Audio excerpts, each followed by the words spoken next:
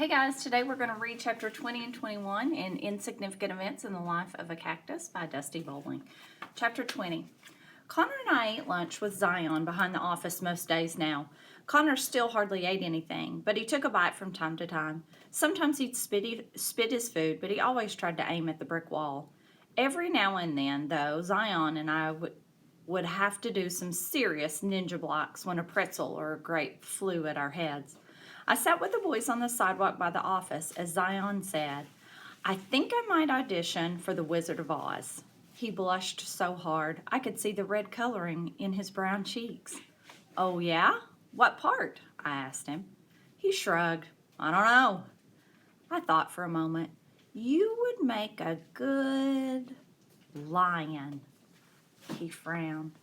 "Because I'm so fat?" "No. Because you need to find your courage." I nudged him with my foot. "I'm only half serious." He smiled. "Have you guys ever done anything like that?" "What, auditioned for a play?" Connor asked. "Yeah?" Connor looked at Zion like he was crazy. "Yeah, right," he said. I frowned at Connor. "You'd probably be a good actor," I said. "The only part I could ever play," Connor said to me, "would be the part of an annoying, yappy dog." I didn't know what else to say about that, so I told him, "My school back in Kansas held this playwright contest in 6th grade. Anyone could submit their own ideas, plot, and script for a play. The winner got to have their play produced. I submitted the most awesome script of all time. Wait for it," I said dramatically. "Down and Dirty in Kansas City." Zion snorted and a little of his juice box came out his nose. He wiped it away. "What was that about?" I cleared my throat. Down and Dirty in Kansas City is a story of a completely awesome ninja named Harold who lives in Kansas City and fights criminals with the help of his trusty pig named Gerald. So Harold and Gerald are this crime-fighting duo who stop a gang of criminals from robbing a bank. They also fall in love. Not with each other. With a beautiful vixen lady and a lady pig. The play ends in a double wedding for Harold and Gerald and their partners. Connor giggled and Zion choked on a little more juice box. The climax of the play, I continued, was supposed to be when Harold and Gerald finally face off with the main villain. I tossed my hair back. Played by me. And the exciting battle to the death ends when Gerald and Harold ripping my arms off and blood splattering everywhere while I dropped dead to the floor. I thought we could borrow those fake arms again from Emily's mom. "Did you win?"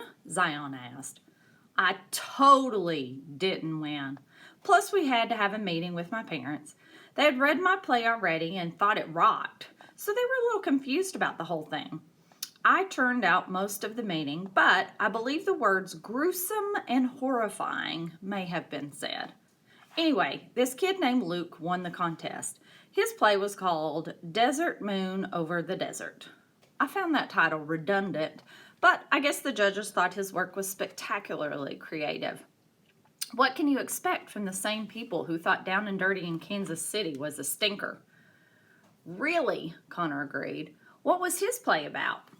Desert Moon Over the Desert was about a moon. Seriously, that looks down over the desert. I'm not kidding. Anne falls in love with a coyote.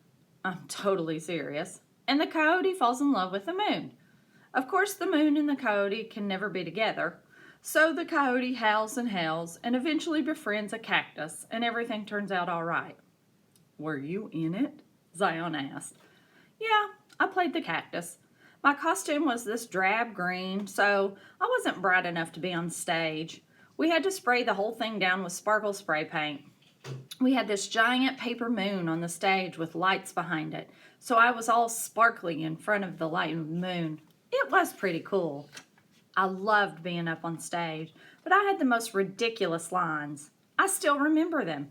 I recited my lines just as I'd done in the play. Coyote, the moon is many miles away, but I am here on earth with you. Coyote, my new friend, don't prick yourself on my needles when you give me a friendly hug. Coyote, if you were ever thirsting to death, I would give my life that you might drink my treasured cactus juice. Zion giggled. That's awful. I'm sure you'll have way better lines in The Wizard of Oz, I said. Gosh, I hope so. No, really, you'll love it. When the play ended and everyone clapped and cheered for us, I felt like I could do anything. I even thought maybe I could have a career as an actress. Why couldn't you? Connor asked. I gaped at the boys. How many limbless movie stars do you know? Neither one of them said anything. I shook my head and looked at Connor.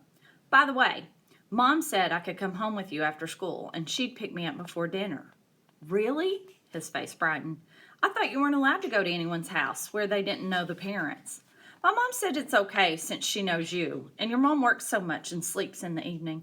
I guess my mom can't really get a good chance to meet her with all that's going on.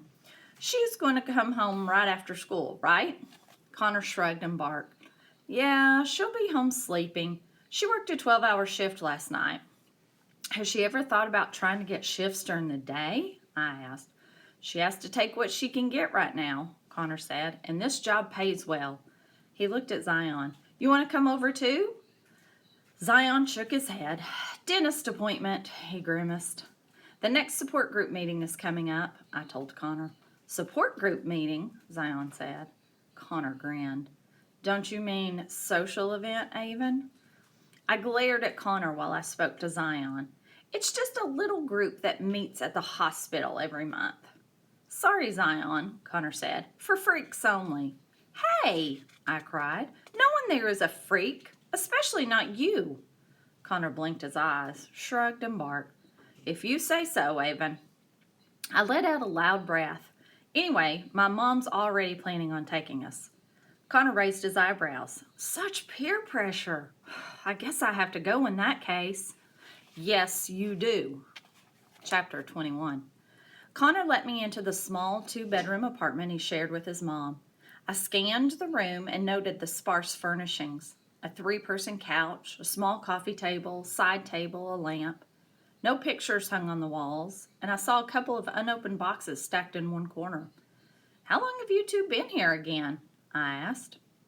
A little over a year, Connor said. I know. Mom works a lot and hasn't had a whole lot of time to decorate or anything. Plus, we hope we aren't going to be here forever. I tried not to look too sad for Connor when I told him. I hope so, too. Connor barked as we unloaded our bags into the small kitchen table. It only had 2 chairs. Just then, a bedraggled-looking blonde woman wearing a nightgown and a robe emerged from the small hallway. You home, baby? She said. Then she noticed me. She looked both surprised and embarrassed as she pulled her robe closed and tightened the belt. Oh, she breathed. You brought a friend home. Mom, this is Avon. She glanced briefly at my torso. Hi, Avon. I'm sorry I'm not more presentable for you. That's okay, I said to try to ease her embarrassment. Connor told me you had to work all night. She gazed at Connor. Yeah, I was just coming out to tell him that there's a bowl of mac and cheese in the fridge for him to heat up for dinner. I'm sorry I don't have more. Oh, no, that's okay, I said before she could finish. Mom, Avon just came over for a couple of hours to play video games. Her mom will be picking her up before dinner. Connor's mom looked so embarrassed about the situation that I felt bad Connor hadn't been able to give her some kind of warning about me coming over. I'm sorry for the surprise, Mrs. Bradley. I'm happy to finally meet you. I'm happy to meet you too, Avon. It's nice to see Connor with a friend. Perhaps you can come over again on another day when I'm a little bit more myself.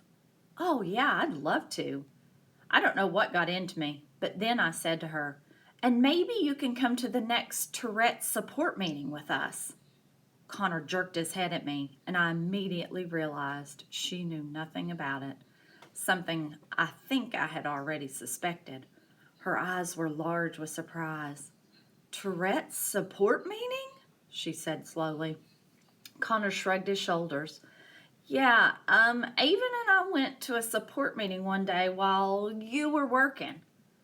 Connor, I wish you would tell me about these things. Her eyebrows furrowed together. How did you get there? Avon's mom drove us.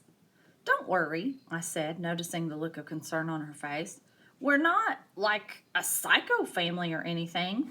We're totally normal, except for... I motioned toward my shoulder with my head. But my parents had nothing to do with that. She gave me a tired smile. I'm sure your family is lovely. She had turned her attention back to Connor. I'm happy you're going to a support group, baby. Just when Avon's mom comes to pick her up, I'd like to meet her, please. Connor nodded. She went to him and kissed the top of his head. I'm going back to sleep. Could you wake me up in a little bit so I can make myself more presentable? Connor nodded again. Then she walked back down the small hallway and disappeared into a dark bedroom. I turned to Connor. Your mom's nice. I don't know why. He cut me off. I wish you hadn't told her about the support group. She doesn't have time to go, and now she'll just feel bad about it. Why don't you at least give her a chance to decide what she wants to do? She doesn't need any more stress than she already has, he said. I don't think the support group would stress her out. I'm sure she's more stressed out not knowing what's going on with you. She's better off without having to deal with me. I suddenly saw things so clearly. It wasn't at all that Connor's mom couldn't stand him, as he had said. It was that Connor couldn't stand himself. He blamed himself for all his mom's problems. His dad leaving, this tiny apartment, her hectic work schedule. I knew he felt it was all his fault. But from what I'd seen, I just strongly doubted she felt the same way. Connor, she's your mom. She doesn't deal with you. She loves you. Why don't you just let her... Why are you always trying to fix me? Connor snapped. Why don't you just be my friend, Avon? I don't need to be fixed. I don't want to fix you, I said. I don't think you're broken or anything. I just want to help you. Friends help each other, don't they? I'd rather just play video games. That's how you can help me. I lowered my eyes and ran my rainbow-striped flat over the dingy carpet. Okay, I said, but I won't stop going to the meetings. You can come if you want, I shrugged. Whatever, I don't care. Connor's face softened and he grinned.